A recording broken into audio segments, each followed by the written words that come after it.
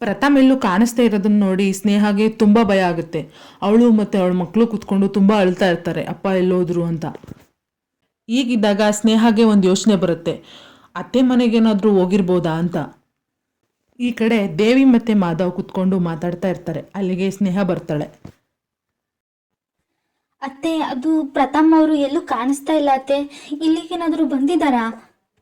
ಅಂತ ಅಳ್ತಾ ಕೇಳ್ತಾಳೆ ಸ್ನೇಹ. ಏನೋ ನನ್ನ ಮಗ ಕಾಣಿಸ್ತಿಲ್ವಾ? ಅದೇನು ಮಾಡಿದೆ ನನ್ನ ಮಗನಿಗೆ? ನಿಮ್ಮ ದರಿದ್ರಗಳನ್ನ ಸಾಕಾಗದೆ ಅವನು ಎಲ್ಲೋದ್ನೋ ಏನೋ. ಅಯ್ಯೋ ನನ್ನ ಮಗ ಕಾಣಿಸ್ತಿಲ್ಲ, ಎಲ್ಲೋದ್ನಪ್ಪ? ಮನೇಲೇ ಇದ್ರು ಅತ್ತೆ. ಬೆಳಗ್ಗೆ ಎದ್ದು ನೋಡಿದ್ರೆ ಮನೇಲಿ ಎಲ್ಲೂ ಕಾಣಿಸ್ತಿಲ್ಲ ಅತ್ತೆ. ಇಲ್ಲಿಗೇನಾದರೂ ಬಂದಿದ್ದಾರಾ ಅಂತ ಬಂದೆ. ಅಯ್ಯೋ ನನ್ನ ಮಗ ಇಲ್ಲಿಗೂ ಬಂದಿಲ್ಲ. ಅದೇನು ಮಾಡಿದ್ರಿ ನೀವೇ ಹೇಳಿ ಮೊದಲು. ನೀವೇ ಏನೋ ಮಾಡಿದ್ದೀರಾ ನನ್ನ ಮಗನಿಗೆ ಅಂತ ಸ್ನೇಹನ ಬೈತಾಳೆ ದೇವಿ. ನಾನು ಎಲ್ಲ ಕಡೆ ನೋಡಿದೆ ಅತ್ತೆ, ಆದರೆ ಎಲ್ಲೂ ಕಾಣಿಸ್ಲಿಲ್ಲ. ನೋಡು, ನನಗೆ ಮಗನೇ ಇಲ್ಲ ಅಂದಮೇಲೆ ನಿನ್ನ ಅವಶ್ಯಕತೆ ಇಲ್ಲ. ಅವನು ಎಲ್ಲೋಗಿದ್ದಾನೋ ಏನೋ ನಮಗೆ ಗೊತ್ತಿಲ್ಲ. ನೀನು ಇಲ್ಲಿಂದ ಫಸ್ಟ್ ಹೊರಟೋಗು ಅಂತ ಬೈದು ಕಳಿಸ್ತಾಳೆ. ಸ್ನೇಹ ಅಳ್ತಾ ಆ ಮನೆಯಿಂದ ಆಚೆ ಬರ್ತಾಳೆ. ಹೀಗೆ ದಿನಗಳು ಕಳೀತಾ ಇರುತ್ತೆ. ಸ್ನೇಹ ಪ್ರಥಮ್ ಇಲ್ಲದೆ ಇರೋದ್ರಿಂದ ತುಂಬ ನೋವು ಅನುಭವಿಸ್ತಾ ಇರ್ತಾಳೆ.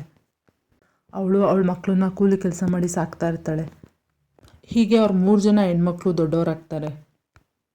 ಅವರು ಕಾಲೇಜ್ಗೆ ಹೋಗ್ತಾ ಇರ್ತಾರೆ.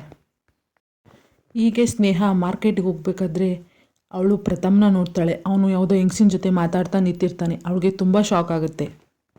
ಅವಳು ಪ್ರಥಮ್ ಹತ್ರ ಹೋಗಿ, ರೀ ಹೇಗಿದ್ದೀರಾ ರೀ? ಎಲ್ಲೋಗಿದ್ದೀರಿ ಇಷ್ಟು ದಿನ? ರೀ, ನಾನು ಮರ್ತು ಬಿಟ್ಟಿದ್ದೀರಾ ನೀವು? ರೀ ಮಾತಾಡ್ರಿ ಅಂತ ಕೇಳ್ತಿರ್ತಾಳೆ ಸ್ನೇಹ. ಅವಳನ್ನ ನೋಡಿ ಶಾಕ್ ಆಗಿದ್ದ ಪ್ರಥಮ್ಗೆ ಏನು ಹೇಳಬೇಕು ಅಂತಲೇ ಗೊತ್ತಾಗ್ತಿರಲ್ಲ. ಪಕ್ಕದಲ್ಲಿದ್ದಿದ್ದ ಶುಭ ಇವರಿಬ್ಬರನ್ನೇ ನೋಡ್ತಾ ನಿಂತಿರ್ತಾಳೆ. ಶುಭ ಕೇಳ್ತಾಳೆ, ಯಾರ್ರೀ ಅದು? ನಿಮ್ಮನ್ನು ಇಟ್ಕೊಂಡು ಗಂಡ ಗಿಂಡ ಅಂತ ಮಾತಾಡ್ತಿದ್ದಾಳೆ, ಯಾರ್ರೀ ಅದು ಅಂತ ಕೋಪದಲ್ಲಿ ಕೇಳ್ತಾಳೆ ಶುಭ. ಅದು ನಂಗೆ ಗೊತ್ತಿಲ್ಲ ಶುಭ. ಯಾರೋ ತಲೆ ಕೆಟ್ಟಿರೋರು ಇರಬೇಕು, ಅದಕ್ಕೆ ಈಗ ಮಾತಾಡ್ತಿದ್ದಾಳೆ ಅನ್ಸುತ್ತೆ. ಅವಳಿಗೆ ಸ್ವಲ್ಪ ದುಡ್ಡು ಕೊಟ್ಟು ಕಳಿಸ್ಬಿಡ್ತೀನಿ ಇರು. ಅಂತ ಹೇಳ್ತಾನೆ ಪ್ರಥಮ್. ಯಾರಮ್ಮ ನೀನು? ನನಗೆ ಗೊತ್ತಿಲ್ಲ ನೀನು ಯಾರು ಅಂತ. ನೀನು ಹೇಳ್ತಿರೋರು ನಾನಲ್ಲ. ಸುಮ್ಮನೆ ಹೋಗ್ಬಿಡು ಇಲ್ಲಿಂದ ಅಂತ ಹೇಳ್ತಾನೆ ಪ್ರಥಮ್. ರೀ, ನಾನು ನಿಮ್ಮ ಹೆಂಡತಿ ಸ್ನೇಹ. ಇಷ್ಟು ಬೇಗ ಮರೆತು ಬಿಡ್ರಾ ನನ್ನ? ಯಾಕ್ರಿ ಹೀಗೆ ಮಾತಾಡ್ತಿದ್ದೀರಾ? ಅಂತ ಕೇಳ್ತಾಳೆ ಸ್ನೇಹ. ಶುಭ ಮೋಸ್ಟ್ಲಿ ಇವಳ ಗಂಡ ನನ್ನ ಥರನೇ ಇದ್ದ ಅನ್ಸುತ್ತೆ. ಅದಕ್ಕೆ ಪಾಪ ಅವಳ ಗಂಡ ತೀರೋಗಿರ್ಬೇಕು, ಅವಳಿಗೆ ತಲೆ ಕೆಟ್ಟೋಗಿದೆ. ನಡಿ ನಾವಿಲ್ಲಿಂದ ಹೋಗೋಣ ಅಂತ ಹೇಳಿ ಶುಭನ ಅಲ್ಲಿಂದ ಕರ್ಕೊಂಡು ಹೋಗ್ತಾನೆ ಪ್ರಥಮ್. ಅವರು ಹೋಗೋದನ್ನೇ ನೋಡ್ತಾ ದುಃಖದಲ್ಲಿ ಅಳ್ತಾ ಇರ್ತಾಳೆ ಸ್ನೇಹ. ಈ ವಿಷಯನ ಮೊದಲು ನಾನು ಅತ್ತೆಗೆ ಹೇಳಬೇಕು. ಪಾಪ ಮಗ ಕಳೆದೋಗಿದ್ದಾನೆ ಅಂತ ಅವರೆಷ್ಟು ದುಃಖ ಪಡ್ತಿದ್ದಾರೋ ಏನೋ. ನಾನು ಮೊದಲೇ ಈ ವಿಷಯನ ಅವ್ರಿಗೆ ತಿಳಿಸ್ತೀನಿ ಅಂತ ಹೇಳಿ ಸ್ನೇಹ ಅವ್ರ ಅತ್ತೆ ಮನೆಗೆ ಹೋಗ್ತಾಳೆ.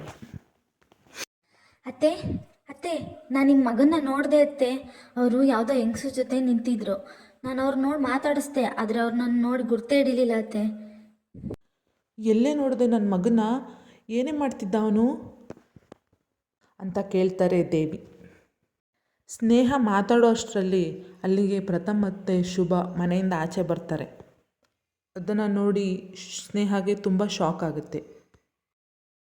ಶಾಕಲ್ಲಿ ಅವರನ್ನೇ ನೋಡ್ತಾ ನಿಂತಿರ್ತಾಳೆ ಸ್ನೇಹ. ಅಷ್ಟರಲ್ಲಿ ಪ್ರಥಮ್ ಹೇಳ್ತಾನೆ, ಅಮ್ಮ, ನಾನು ಮತ್ತೆ ಸ್ನೇಹ ಹೊರಗಡೆ ಹೋಗಿ ಬರ್ತೀವಿ. ಅವಳು ಮೂವಿ ನೋಡ್ಬೇಕಂತೆ. ಮೂವಿ ತೋರಿಸ್ಕೊಂಡು ಬರ್ತೀನಿ ಅಮ್ಮ ಅಂತ ಹೇಳ್ತಾನೆ ಪ್ರಥಮ್.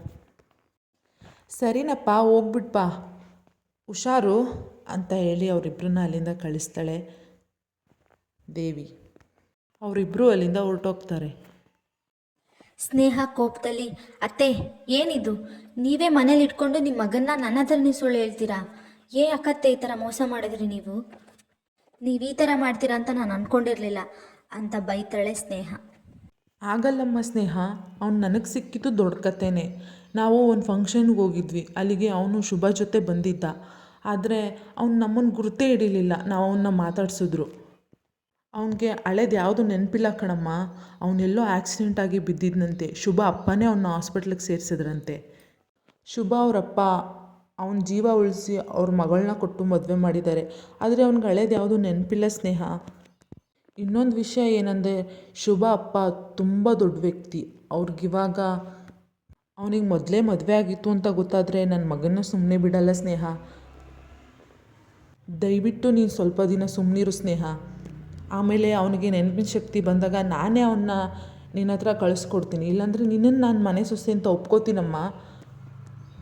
ಮತ್ತು ನನ್ನ ಮೊಮ್ಮಕ್ಕಳೆಲ್ಲ ಹೇಗಿದ್ದಾರೆ, ಚೆನ್ನಾಗಿದ್ದಾರಾ? ಅವ್ರನ್ನ ಚೆನ್ನಾಗಿ ನೋಡ್ಕೊ. ಬೇಕಾದರೆ ನಾನು ನಿನಗೆ ದುಡ್ಡಿನ ಸಹಾಯ ಮಾಡ್ತೀನಿ. ನೀನೇನು ಯೋಚನೆ ಮಾಡಬೇಡ, ನೀನು ನನ್ನ ಸೊಸೆ ಕಣಮ್ಮ. ನಿನ್ನ ನಾನು ಯಾವತ್ತೂ ಬಿಟ್ಕೊಡಲ್ಲ ಅಂತ ನಾಟಕದ ಮಾತುಗಳನ್ನ ಆಡಿ ಸ್ನೇಹನ ಮರಳು ಮಾಡ್ತಾಳೆ ದೇವಿ. ಸರಿ ಅತ್ತೆ, ನಿಮ್ಮ ಮಾತು ಕೇಳಿ ನನಗೆ ಇವಾಗ ಸಮಾಧಾನ ಆಯಿತು. ಅವ್ರಿಗೆ ನೆನಪಿನ ಶಕ್ತಿ ಬಂದಾಗ ನನ್ನ ಮರೀದೇ ನೆನಪಿಸಿ ಅತ್ತೆ. ಸರಿ ಅತ್ತೆ, ನಾನಿನ್ನು ಬರ್ತೀನಿ ಅಂತ ಹೇಳಿ ಸ್ನೇಹ ಅಲ್ಲಿಂದ ಹೋಗ್ತಾಳೆ.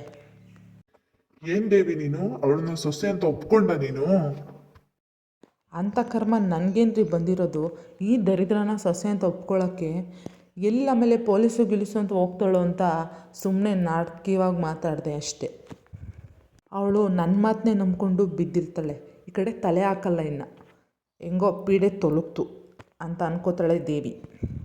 ಈ ಕಡೆ ಸ್ನೇಹನ ಮಕ್ಕಳು 3 ಜನಕ್ಕೂ ದುಡ್ಡಿನ ದುರಾಸೆ ತುಂಬ ಇರುತ್ತೆ. ಅವರಮ್ಮ ಎಷ್ಟೇ ಕಷ್ಟಪಡ್ತಿದ್ರು ಅದ್ರ ಬಗ್ಗೆ ಕೇರ್ ಮಾಡ್ತಿರಲ್ಲ. ದುಡ್ಡನ್ನ ತುಂಬ ಖರ್ಚು ಮಾಡ್ತಾ ಇರ್ತಾರೆ.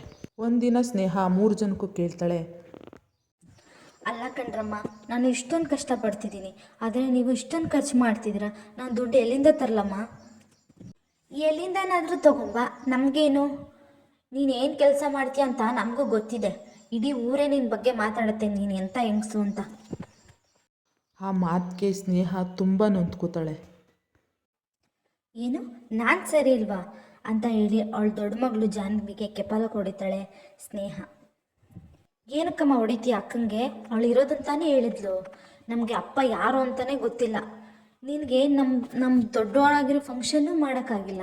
ಇನ್ನು ಏನಕ್ಕಮ್ಮ ನಾನು ನಿಮ್ಮ ಜೊತೆ ಇರಬೇಕು? ಹಾಂ, ಒಂದೊಳ್ಳೆ ಜೀವನ ಇಲ್ಲ, ಯಾಕೆ ಬೇಕು ಈ ಜೀವನ ಅಂತ ಕೇಳ್ತಾಳೆ 2ನೇ ಮಗಳು ಪೂರ್ಣಿ. ಏನು, ಜೀವನದ ಬಗ್ಗೆ ನೀವು ಪಾಠ ಹೇಳ್ತಿದ್ದೀರಾ? ಫಸ್ಟು ಪಾರ್ಟಿ ಪಬ್ಬು ಅಂತ ತಿರ್ಗೋದನ್ನ ಬಿಡಿ, ಹೆಣ್ಮಕ್ಳಂಗಿರಿ ಅಂತ ಬೈತಾಳೆ ಸ್ನೇಹ.